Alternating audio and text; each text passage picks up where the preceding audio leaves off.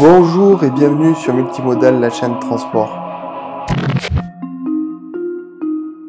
Aujourd'hui sur Multimodal, interrogation écrite, permis C, 13e vidéo. Dans chacune des vidéos, 10 questions par thème, une correction rapide, mais après la correction rapide, une correction commentée avec les sources réglementaires ou pédagogiques pour aller plus loin. Alors c'est parti, interrogation écrite, permis C, les questions. Aujourd'hui nous changeons de thème, c'est le thème réglementation de circulation et signalisation spécifique. Prenez un papier et un crayon et je vous envoie les questions.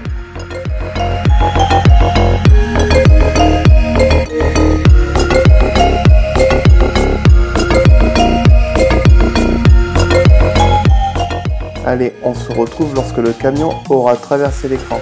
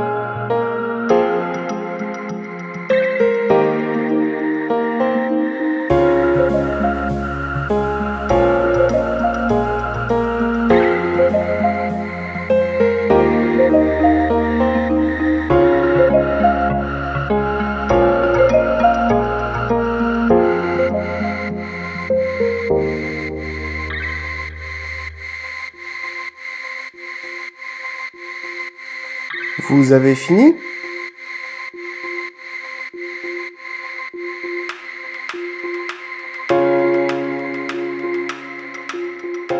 Alors, passons aux réponses rapides.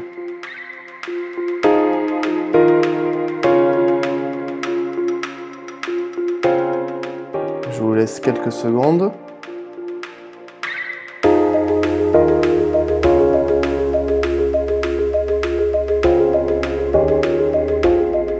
Alors, vous avez eu 10 sur 10? Eh bien, si c'est le cas, bravo. Eh bien, sinon, restez quand même avec moi. Et passons aux réponses commentées. Première question. Au-delà de quel tonnage les camions sont-ils concernés par les interdictions de circuler de fin de semaine? Eh bien, la réponse, c'est 7 tonnes 5. On trouvera cette source dans l'arrêté du 2 mars 2015 relatif à l'interdiction de circulation des véhicules de transport de marchandises à certaines périodes. Et l'article 1 prévoit que la circulation des véhicules ou ensemble de véhicules de plus de 7 tonnes 5 de poids total autorisé en charge affectés au transport routier de marchandises à l'exclusion des véhicules spécialisés, c'est là qu'on trouvera les véhicules agricoles ou alors les véhicules frigorifiques, est interdite sur l'ensemble du réseau les samedis et veilles de jours fériés à partir de 22h jusqu'à 22h les dimanches et jours fériés. Passons à la question suivante. Au-dessous de quelle hauteur libre d'un pont celle-ci sera-t-elle signalée? Eh bien, la bonne réponse, c'est 4,30 m et on trouvera la référence dans l'instruction interministérielle sur la signalisation routière et son article 61.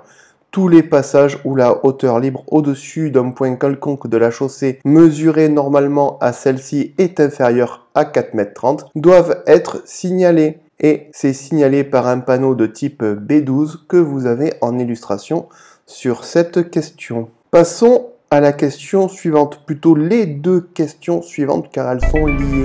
En agglomération, vous suivez un camion, quel intervalle de sécurité minimum devez-vous respecter? Donc là, la bonne réponse, c'est 2 secondes. Et hors agglomération, sur une route à double sens, vous suivez un camion à 70 km/h, quel intervalle de sécurité minimum devez-vous respecter? Et là, la bonne réponse sera 50 mètres. Et on trouvera la référence dans l'article R412-12 du code de la route. Cette distance est d'autant plus grande que la vitesse est élevée. Elle correspond à la distance parcourue par le véhicule pendant un délai d'au moins 2 secondes. Donc ça, c'est la règle générale. Et au titre 2, hors agglomération, lorsque des véhicules ou des ensembles de véhicules dans le PTAC dépassent 3,5 tonnes ou dont la longueur dépasse 7 mètres, donc attention, ça concerne aussi personnes qui roulent en fourgon moins de 3,5 tonnes ou alors par exemple avec des remorques, se suivent à la même vitesse, la distance de sécurité mentionnée au 1 est d'au moins 50 mètres. Donc en agglomération, ça sera une distance liée en temps, c'est-à-dire 2 secondes. Hors agglomération, ça sera une distance métrique. Et là, ça sera 50 mètres dans tous les cas de figure. Voilà pour ces deux questions. En règle générale, un véhicule tracteur en solo est-il soumis aux mêmes limitations de vitesse que s'il est attelé? La réponse est oui. Et on trouvera aussi une partie de la réponse dans l'arrêté du 23 novembre 92 relatif à l'indication des vitesses maximales sur les véhicules automobiles. Au point 3.2, on verra les ensembles de véhicules dont le poids total roulant autorisé supérieur à 12 tonnes, ainsi que les tracteurs routiers d'un poids total roulant autorisé supérieur à 12 tonnes. Donc là, les disques qui doivent afficher sont les mêmes que sur leur remorque, c'est-à-dire 90, 80 et 60. Voilà pour cette réponse. Prochaine question. Je conduis un camion de 26 tonnes de PTAC et de 10 tonnes de poids à vide pour emprunter une route ou une barrière de dégel à 12 tonnes avec mention demi-charge autorisée est en place. Quel doit être le poids maximum de mon chargement? La bonne réponse, c'est 8 tonnes. Le calcul de la charge utile, c'est le PTAC moins le poids à vide. Donc là, c'est 26 tonnes moins 10 égale 16 tonnes. Et la demi-charge, eh bien, ça sera la charge utile divisée par 2. 16 tonnes divisé par 2 égale 8 tonnes. En haut à droite, dans le petit i, vous retrouverez la vidéo que j'ai consacrée aux barrières de dégel et ainsi elles n'auront plus aucun secret pour vous. Passons à la question suivante. Sur le périphérique parisien, les camions peuvent circuler à 80 km/h. Vrai ou faux?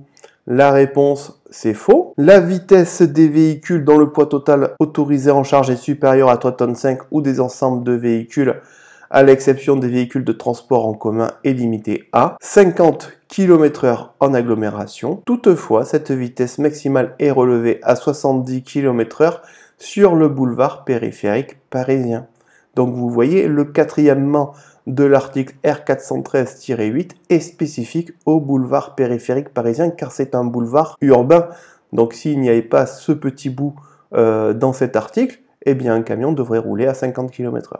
Et là, pour le coup, c'est 70 km/h. Passons à la question suivante. Un véhicule isolé de 26 tonnes de PTAC doit comporter à l'arrière un ou des disques de limitation de vitesse. Quelle est ou sont là où les vitesses indiquées à l'arrière de ce camion?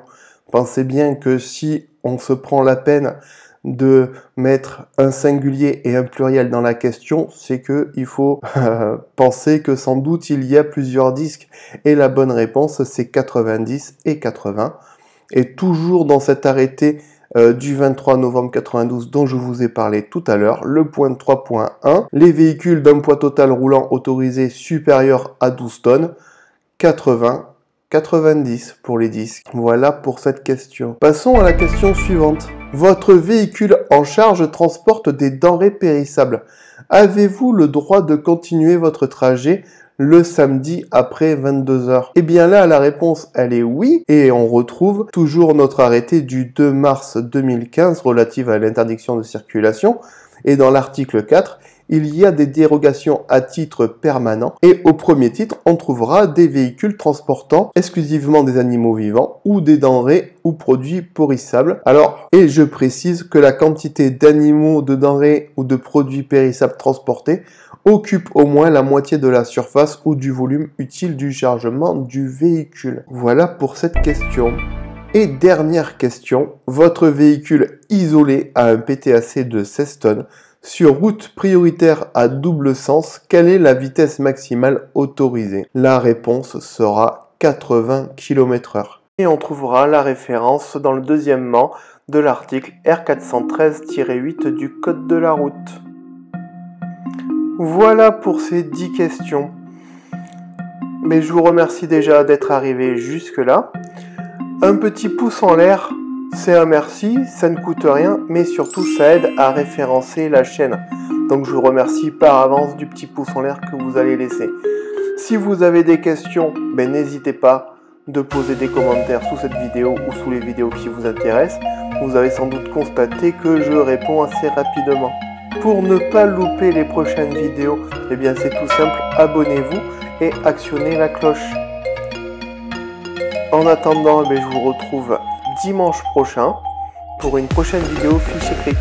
Allez, ciao!